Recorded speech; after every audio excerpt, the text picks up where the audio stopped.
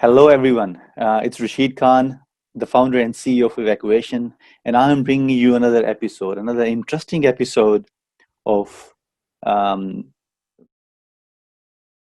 Let's Talk About the Solutions. And the problem today we are discussing, it's a very important one. It's a social issue. It has become, because of the social, it's an individual issues as well, but it has become a pretty big, a global issue. So we're going to talk about domestic violence. For that one, we got a distinguished guest today, Andrew Stark, and I'll introduce a little bit about him. Andrew Stark has been a member of law enforcement for some time, and then he has worked with in the protective security space with some of the very high level dignitaries. He has extensive experience in domestic violence issues and providing protective security and doing the risk assessments for those who are in need. His papers have been highlighted in court cases and become a point of reference. So now I will introduce everyone to Andrew Stark and let Andrew Stark introduce himself. Andrew, how are you? I'm good, Rashid. No, thank you for having me, my friend, on this on your program. Just a little bit about you, because people wanted to know who Andrew Stark is, because as we know that of your work with the high-profile people and work with the ex-prime ministers and so on. But a little bit about you, Andrew. Rashid, I started had a career with the Australian Federal Police, which is the national police force in Australia, from 1988 through till 2009. During this time that I was there, I worked in the personal protection unit, which had the task of looking after some of our senior diplomats working in Australia, but also some of our most senior politicians, including the prime ministers and the governor generals. We were also responsible for presidents and prime ministers who visited Australia for whatever it was, for the Olympic Games or for the Commonwealth Games or for major events and so on, such as Asian and so on. And so I had the honour of looking after some of the highest profile people in the world during that period, as well as all of our prime ministers, dating back to 1990. So.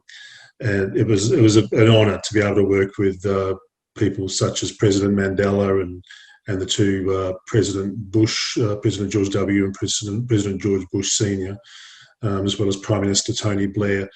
And I just count that as an absolute honour, and it was a great experience to be able to work in that environment. I also worked with the Australian Foreign Minister. So the Foreign Minister, as you well know, his role is to go around and represent Australia around the world, and my role was to go ahead of Mr. Downer and ensure that the Australian Foreign Minister was appropriately protected and had appropriate security in wherever country we would end up. And so places like Israel and the Philippines and Saudi Arabia and lots of countries throughout the world that I worked with security forces to ensure that he was safe and secure. And so I left there in 2009 and was one of the people who I was looking towards the end was our first female Prime Minister, Julia Gillard. And she was the Deputy Prime Minister at that stage, and she offered me a role to come and work for her as her National Security Advisor, which I counted as an absolute honour to work with Australia's first female Prime Minister. And so I came across and worked with her and sat on the National Security Committee with her and advised her on the outcomes of that. National Security Committee is a committee that listens and looks at all the security issues that happen to Australia. And at that time, we were looking at asylum seekers. It was a very big issue.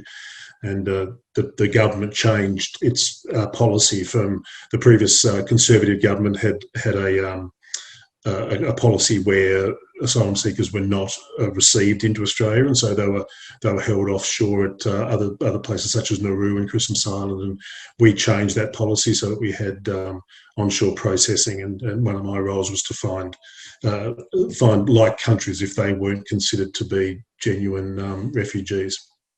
So that was great. And then I left there and started my own security consultancy, and that's where I am today, working with corporates in in Australia, and corporates as well as some of the major sporting organisations and some of the major churches as well, in ensuring their security and success around the world.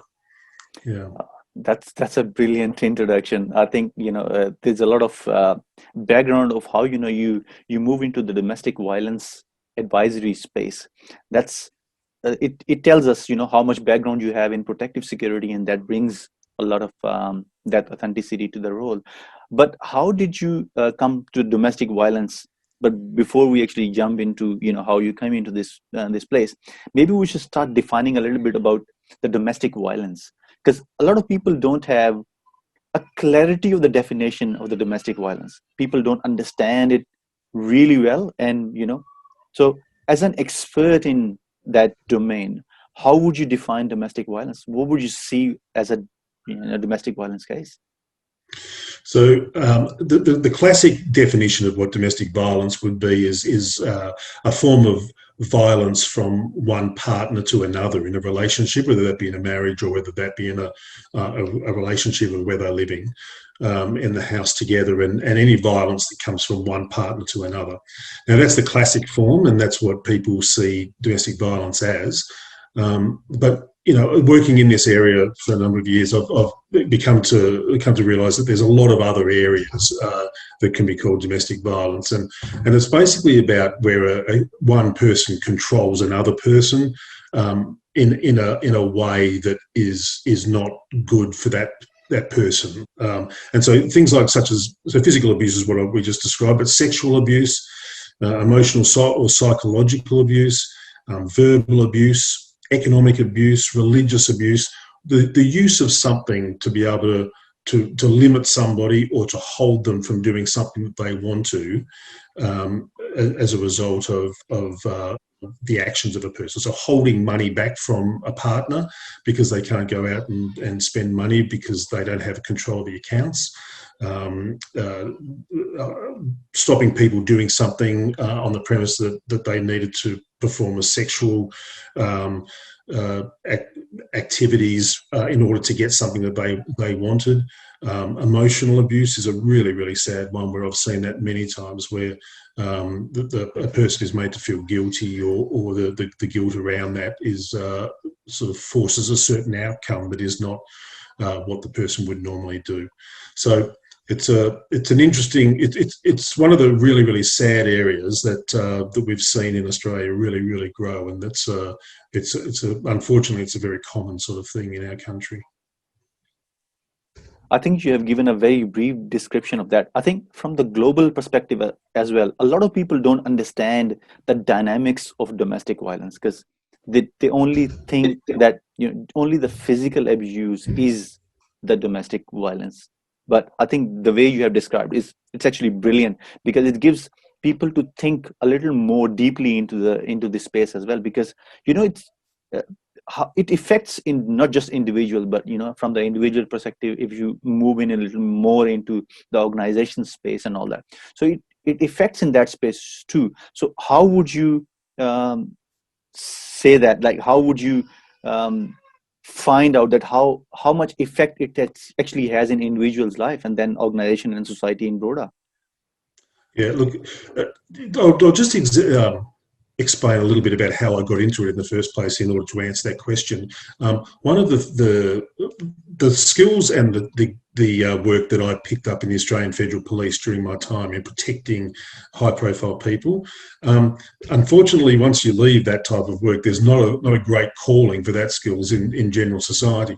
And so one of the things I was really, really honoured to be able to do was to be able to use these skills to protect people who were fearful of their lives because they had a partner who they had separated from. They were living in fear at that time, and so it was sort of the same skills that I picked up in the Australian Federal Police. I was able to use those in a domestic sort of environment. The organisation that you and I worked for together, I first came on board there in a consulting role. and they had a program there called the Safeguarding Staff Program. And the Safeguarding Staff Program is about ensuring that the physical security of the 35,000 staff that were employed by this organisation had someone representing their physical security interests. And so whether that be as part of their role or as part of a threat that a customer may have given them, or to go further than that into their private lives, and whether or not the organisation has the appetite to actually go out of the work environment and provide some sort of physical security protection for that staff member. This organisation really were a very groundbreaking sort of organisation in that they were pleased to and able to go out there and provide us to be able to go out and do security risk assessments, provide a whole raft of different areas where risk is apparent in people's lives, and be able to mitigate those risks to make sure that people are protected and safe. One of the things, unfortunately, Rashid, is that the police are so in Australia, police are very under-resourced in terms of the amount of finances and money that they do have.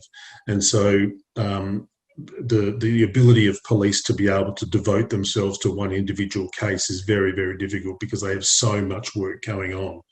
I would probably add on to this one too. I think it's a brilliant thing to think that I think globally everywhere, I think the resource is a big problem. You know, the law enforcement is usually occupied with so much stuff that, you know, domestic violence does not take that high priority in that, you know, the chain of events or the events which take place or the incidents, because they're dealing with, you know, a lot of other emergency scenarios day in, day out. So maybe domestic violence gets a bit of, you know, nod off kind of, you know, and doesn't get priority in that way. But from an organization point of view, I think it's a brilliant step for an organization to take. And I think it's just a groundbreaking initiative, just thinking out of the box and thinking so upfront and so I would say proactive in that environment, that, you know, to help your staff members in that domain. So I think it's brilliant. Like, would you have some sort of, you know, any example where you have helped out someone and then, you know, it becomes highlighted in the organization's point of view? Yeah. So the Safeguarding Staff program, when I first came in there, was predominantly focused on the executive leadership team of that organisation. When I came on, we were able to spread that, just because the workload was all on one person at that stage, but we were able to spread that with another person coming in to go further and make sure that the staff were also protected there. But we were able to, you know, there was a number of people, and the number of 35,000 people is a really, really good example or cross-example of society generally. And so once we made it known that we would be able to sort of assist people in this way, we had people coming forward, really, really just coming out of the woodwork, where they would never have been able to do that because police didn't have the resources to do it. And so we had one particular person who was from another country, a war-torn country. Parents who were both killed in this country came to Australia to live here. After living here for 8 years or so, her partner threatened to kill her, and it forced her to leave the relationship. And so she was completely fearful and terrified at every move of, you know, whether she was going to work, whether she was catching public transport, whether she was coming home. She was fearful. And so the whole process of going through getting a divorce is a very brave thing for anybody to do, especially somebody where domestic violence has been apparent. And so this person, who didn't know the Australian law system, was forced to go to a local family court, navigate the court system, find whether she had to physically go in the court system, all the while looking over her shoulder for the person who threatened to kill her and making sure that that person was nowhere near. And so we were able to escort that person. And we've got to be very careful about some of the different things. We don't have police powers, and we don't have the powers to stop something. Or if I was walking down the street with you and someone came up to assault you, I would stop that person assaulting you, and so we can do that as a normal citizen. And so that was really our role, was to make sure and look out, be the eyes and ears for this person, so she didn't have to look over her shoulder all the time. Anyway, we went into court, and in the application for the divorce, the magistrate, we handed a white paper to the magistrate to read over what the safeguarding program was and what the domestic violence angle was within this. And the magistrate, who had studied it and read it and so on, and came back to us afterwards and said that he has never seen such corporate responsibility displayed in this country, and called out the organisation, saying that they are really leading the way. It's groundbreaking stuff from this organisation to say that they're prepared to actually represent the personal interests of their staff. And there's a lot of benefits for that too, for the organisation, Rashid, as well. You're going to get loyalty personified by a staff member who has seen the organisation go that extra step. You're going to get a person who is much more comforted in life, and who is going to be a much happier person because they're not looking over their shoulder all the time. And as a result, you're going to get a better employee who is going to produce a better level of work. So there's lots of benefits, not only from being a good organisation and being good people, but there's other benefits that the organisation can get as a result of having satisfied and safe and secure staff. I absolutely second that. I think that this case, one of the cases which you dealt with, I think this is one of the brilliant examples of how corporate responsibility adds into the social structure, how it adds in value to the social structure. But coming back to the domestic violence issues, I think because of lockdown, I think we had this pandemic since January, and it's been prolonged up till now, and we don't know when it's going to end. But still, with these, there has been the precautionary measures has been taken by the state governments and from different countries as well. I think lockdown has been very effective in dealing with pandemic. But in the lockdown, the domestic violence issues have increased. There has been a UN report on that as well, that how much they have increased. What you see that from domestic violence perspective, that how domestic violence issue in lockdown? Sure. In order to answer that as well, I just wanted to quote to you some statistics in Australia earlier in 2020. This is early in this year, that 1 in 6 women, so that works out to be about 1.6 million, have experienced domestic violence in some form. 1 in 6 women. That's a really high number.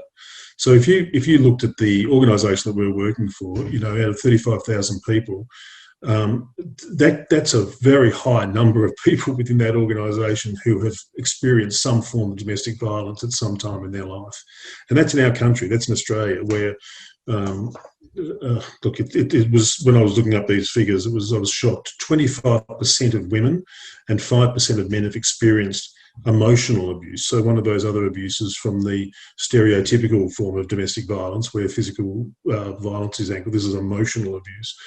They've experienced that at some time, which is about 2.2 million Australians. So it's a significant number. Since lockdown has happened, though, what's forced is we've had a culture now of working from home, where because of the lockdown measures, you're bringing people back who are suffering from domestic violence into a place and forcing them to stay in the same places where their perpetrator was, and it is and resides with them. And so, I read something the other day that said that often work or the workplace is a haven for a domestic violence victim, because it's their one time that they can get away from the perpetrator, and they can get away from the person who's causing them physical harm. But it's not only in Australia. The UN, here's a stat here that says the UN they describe domestic violence or domestic abuse as the shadow pandemic alongside COVID-19 during this period that we're going, because people have been in lockdown. It's increased the number of people who have reported abuse, that it's gone up by 20% since lockdown. That's globally, not just in Australia. And so it's a huge figure where you couldn't think of a worse situation for a domestic violence person than making them stay with their abuser for a long period. We in Melbourne here, we're into our fourth week of a 6-week shutdown, the second lockdown that we've had this year. And so for someone to be forced into this situation for that period of time with a partner who has a propensity to be a domestic, to physically assault a person, let alone adding frustration, let alone adding angst and anxiety around the loss of a job, let alone the abuse of alcohol. All these things come together to make the whole thing of domestic violence so much more than what we ever imagined it would have been beforehand. But 20% globally is what the numbers are saying right now. Wow, that's a huge number, I think. And that all will picture another, paint another picture on top of the pandemic, which we already existing pandemic we are dealing with as a globe, But what sort of help you think we need to raise or mitigate this issue? Because obviously, handling that sort of bigger shadow pandemic, you would need a lot of help. What sort of processes you think we need to improve? What sort of help as a community we should do, or from the government side as well, what they should do to mitigate this issue? Because this is becoming another major issue. From my time in politics, Rashid, I've learned that certain issues in society have their time in the sun, have their moments where funding is opened up to them. The media want to talk about it more. You might get an individual person who talks about an issue and so on. And right now in Australia, domestic violence is certainly one of those topics that we're really talking about and focusing on. And so from that point of view, the government are prepared to put more money into it and realise that the spotlight of domestic violence is being really amplified in COVID-19 with a lockdown situation.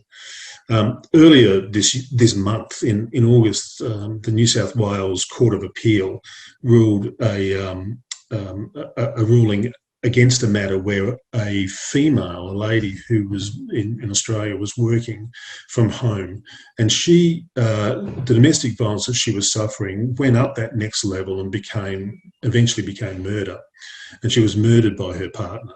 And the ruling has come back that it was a workplace issue because she was working from home and the murder happened then. And so the children of her who were left were paid a certain amount of money, a significant amount of money, as compensation for that. It's becoming to the stage where organisations and corporates have to start to take responsibility for this, whether or not it's from the point of view of being able to do what the organisation did that we worked for, just to go in that next step and taking the responsibility for that, or whether it's to protect themselves from future lawsuits to say that they didn't actually mitigate the risk that they should have around their staff. And I think that we both know and we both realise that moving forward, working from home is going to be something that is much more common. And so making sure if you're working from home and you're being told to work from home, but your employer is not doing anything about mitigating the risks that are there, I think we're going to see all sorts of these cases where victims happen, people are murdered, serious assaults occur, and families are just completely destroyed as a result of it. Because I've just seen the damage that it can do. It's not just about the assault that happens on one person; it's about the damage that can happen to the whole family, and how the country will cope with that is going to be something that should be led by corporates. And that's one of the things that I wanted to say in this talk today, is that corporates, I think, to be able to employ someone to manage the physical security of their staff, whether that be work-related or outside or working from home, is going to be something that I think is a normal thing moving forward. I think the way you have given all this advice, I think that's very, very valuable, not just to the individuals, for the organizations, for the society, for the broader community of Australian, and for the government as well. I think that's a brilliant advice to give. How would Andrew Stark if Andrew Stark been given power to solve the problem, how would Andrew Stark solve this problem? How would you do that? Like, what would you think is the best possible way of tackling this? The one of the, domestic violence can be looked at in two ways, Rashid. But the one that I've most commonly worked with is where a person has left a relationship as a result of the domestic violence happening, but one of the partners has continued to try to make contact with them, and either done it through electronic sources, so putting computer programs on computers to follow transactions in banks or to follow social media, and make sure that they know, can create sort of bump into each other moments outside because they know that they're going to be there. Now, we've had those matters in the organisation we worked with, and that was just a terrifying moment for that girl who, everywhere she went, the person who had threatened to kill her was there, was waiting for her, and she just couldn't work out how this person knew. And so what we did with her in particular, we came through and we put a bug and electronic sweep through her place, through her computers.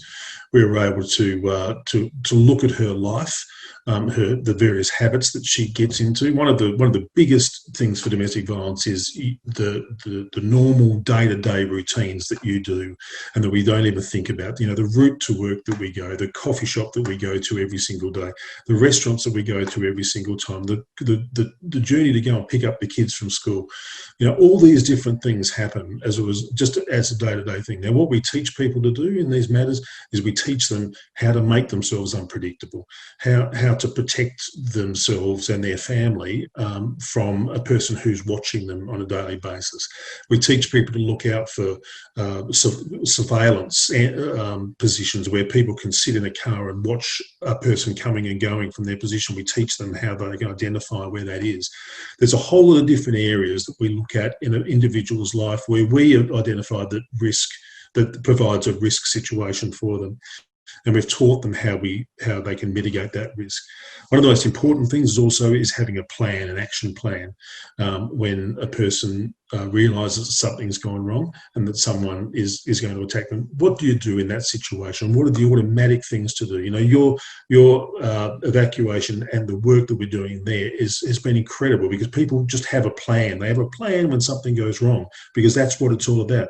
But in this situation where domestic violence victims go, they have to have a plan. So we develop that plan with them to make sure that they know what to do when that happens. I think that's a brilliant piece of advice from you, Andrew. It's because it's just not a social responsibility. I think there has been a lot bigger picture of this. It's just not on an individual. It's a corporate responsibility. It's a responsibility on the government. So how would you think that Andrew Stark will solve that problem? How Andrew will see solving this problem, a solution to this problem? Sure. Rashid, domestic violence for me and my part that I've been involved in it has come in sort of two forms. And the main one really was where a person has left a relationship because of the abuse that they were suffering and then been terrified of their life and what had happened moving forward after that. And so I talk about one person who was threatened with that she was going to be killed by this person. And so what this guy had got into her computer or broke into her house and put a computer program on her program, which allowed him to be able to track all of her financial records, all of her transactions that she was doing. It allowed him to be able to find out what her social media movements were. And so all of a sudden, everywhere she went, this guy was there because he was able to sort of preempt where she was going to be. And so, that's one way of being able to sort of, what we do with that is we put a whole lot of different sort of things in place. So we look at people's social media, the amount of information that people give out for free on social media is just crazy. And so we work closely with people. There are ways that you can shut down your address and make sure that the people just can't find you on the internet or in normal sort of course of life, that you can make yourself safe from that way. We look at ways of being able to sort of teach people to understand if there's a car waiting for them or if there's someone waiting for them. So we teach them where the surveillance positions are, and teach them how to be counter-surveillance aware, so that they know that they're being followed and they can make themselves safe, go to a police station, make themselves safe in that particular situation. And so there's about 8 or 9 areas that we look at of individual people have in their life that just by doing these things, they make themselves open to risk. There could be things like, you might go to the same coffee shop every single Saturday morning. You might go to the same restaurant every Wednesday night. You might go to take the kids on the same route to work. Predictability is a very real big enemy of the domestic violence victim, and making sure that they change that up and make sure that they are a little bit less predictable to the person who's causing them harm. The other thing that we've now come into because of COVID-19 is a person who's been stuck in their house and can't get away from the perpetrator or the person who is causing them harm, and how we teach corporates to be able to advise their staff if they're in this situation. Making sure that the advice that they give around domestic violence is not very, very easy for a person to walk in and be able to see this information on their computer. Making sure that they're staying connected with people, teaching the corporate, the organisation, or the boss to be able to say, these are the things that you look for from a person who's fearful and who may be sort of trying to patch up bruises or some assaults that they've been able to get. And so a lot of these sort of things that we've been able to do. And so, it's amazing, Rashid, how and why would people really know how to sort of be risk adverse in this sort of thing? Most people in life go through without having to be concerned about this. And so when a person is chasing you to cause you harm, people just have no idea how to deal with it. No idea. And you, with your incredible background and your work with police generally and finding people, had no fear in being able to deal with police. You did that as a part of your work, and that was what you did. But a lot of people are very intimidated by dealing with police. And so what we can do is also be that intermediary there, and we gather the information. We understand what their house looks like. We understand where their kids go to school, what the telephone numbers are, how we get in touch with these people very, very quickly. And we can be the intermediary between police and between the victim, which we've done many times over the last few years. I think that's a brilliant piece of advice for everyone, to listen in and, to deal with that sort of issues, if they are going through one. So, and to know that, there is always help available. There is help available at every level. And then the corporate has to take their responsibility too. I think coming from, from you, Andrew, especially, you have got wealth of knowledge in this domain. You got, that protective security layer, and then you got the risk assessment layer.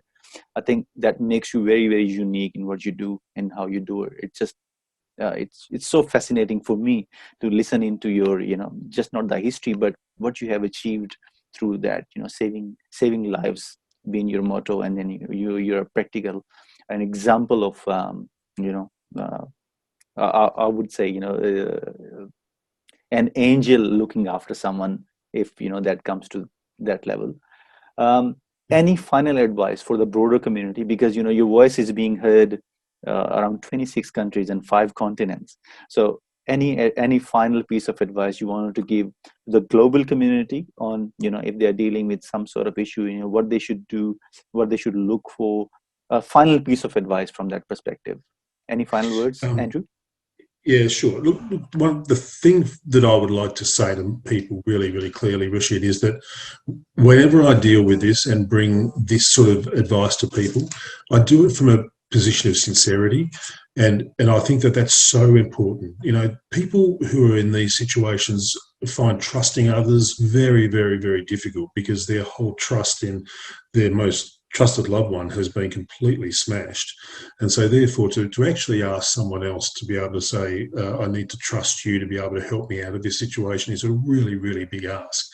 I come to this with sincerity, and I come really with that understanding in mind that if someone's going to be able to open their lives up, open their home up, open their situation up, I'm going to give it my best shot of making sure that that person's good going forward. The other thing that I'd really like to say is that domestic violence is real. You know, I said before, 1 in 6 people, 1 in 6 women have been affected by it in Australia, which is 1.2 million. I talk about that 1 in 6, that strategy there. If you convert that to something like that organisation that we used to work for, the 35,000 people there, that's a lot of people within a small within an organisation that size that could be affected or had been affected by this in the past.